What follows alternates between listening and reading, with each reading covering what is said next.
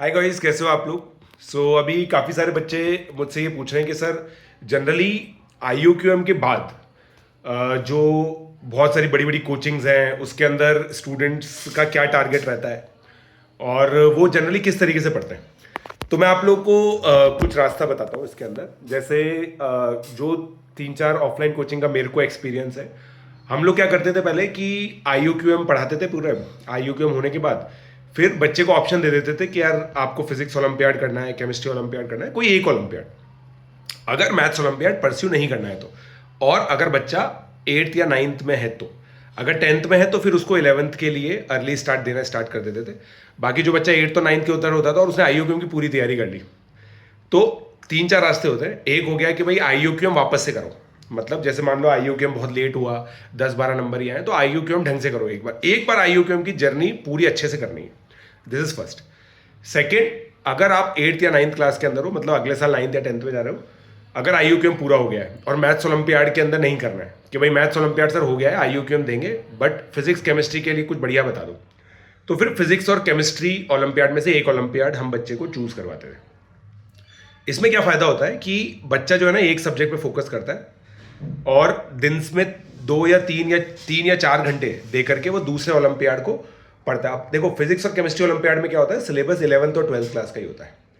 तो इसमें बेनिफिट ये हो जाता है कि जो बच्चा है ना वो 11th और 12th क्लास के जो टॉपिक्स है ना वो पढ़ लेगा यहाँ पे, और उसका एक सब्जेक्ट फिर अनटच रहता है। तो वो बच्चा बेसिकली फोकस करता है कि यार वो कैंप में जा सके या फिर अपनी स्टेट से NSE जो फर्स्ट स्टेज होता है केमिस्ट्री ओलंपियाड का वो क्लियर कर सके।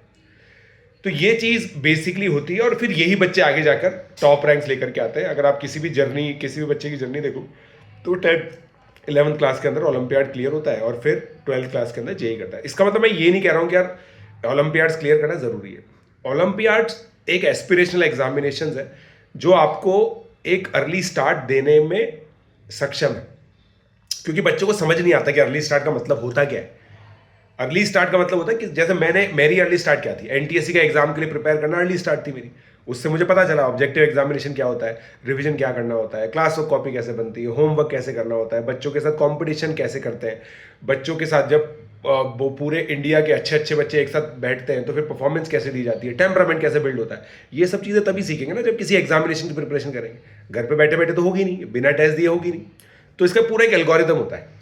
तो यार अगर ये एल्गोरिदम बेसिकली अगर आप लोग को चाहिए तो PJ सर मेंटरशिप प्रोग्राम, जो मेरा मेंटरशिप प्रोग्राम है निम्बस टॉप रैंकर, उसको ज्वाइन कर लो।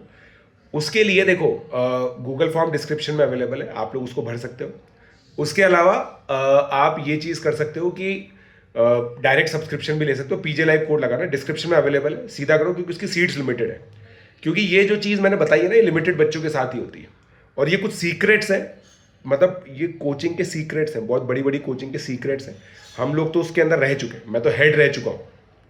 ठीक है, जैसे रेजोनेंस के अंदर मैं इस चीज़ का हेड था, ठीक है, न्यूक्लियस के अंदर मैं इस चीज़ का हेड था, राइट।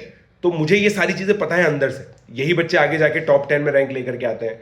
जैसे सौरभ यादव था जिसकी ऑल इंडिया रैंक 6 आई, पवन गोयल जिसकी ऑल इंडिया रैंक 4 आई। ये सब वही बच्चे बेटा जिनकी जो पहले इस तरह से पढ़ते हैं और फिर रैंक लेकर के आते हैं। ठीक है, तो उस लेवल का अगर आपको इनपुट चाहिए ना तो वो मैं दे सकता हूँ। बाकी मेहनत आपको करनी पड़ेगी, आपके पेरेंट्स को करनी पड़ेगी। तो ये मेंटरशिप प्रोग्राम 3 वे जर्नी है, आपकी, मेरी और आपके पेरेंट्स की। ठीक है, तो जल्दी से ज्वाइन कर लो क्योंकि सीट्स बहुत जल्दी फिल हो रही है दोस्तों। मतलब तकरीबन देखो 100 सीट्स है अभी स्टार्टिंग में सितंबर वाले बैच के लिए, उसमें से 45 के करीब भर चुकी है जैसे मैंने आपको बताया था, और इंटरेस्टेड बच्चे 60 से ऊपर है। तो ये बहुत जल्दी भर जाएंगी, बस बच्चे अपने हाफ ईयरली एग्जामिनेशन का वेट कर रहे हैं। हाफ ईयरली एग्जामिनेशन का वेट मत करो क्योंकि कहीं ऐसा ना हो सीट भर जाए। ठीक है, तो जल्दी से आप लोग भर दो फॉर्म, और बाकी डायरेक्ट सब्सक्रिप्शन भी ले सकते हो। मैं तो कह रहा हूँ डायरेक्ट सब्सक्रिप्शन ले लो बहुत सारे बच्चे, क्योंकि देखो स्कॉलरशिप उन्हीं बच्चों को मिलेगी जिनके पास क्रेडेंशियल्स है। बट अगर पास क्रेडेंशियल्स है नहीं इसका मतलब ये नहीं कि आगे नहीं हो सकते। तो आगे करने के लिए आप लोग जल्दी से करो, PJ लाइव कोड यूज़ करें, लेट्स क्रैक इट।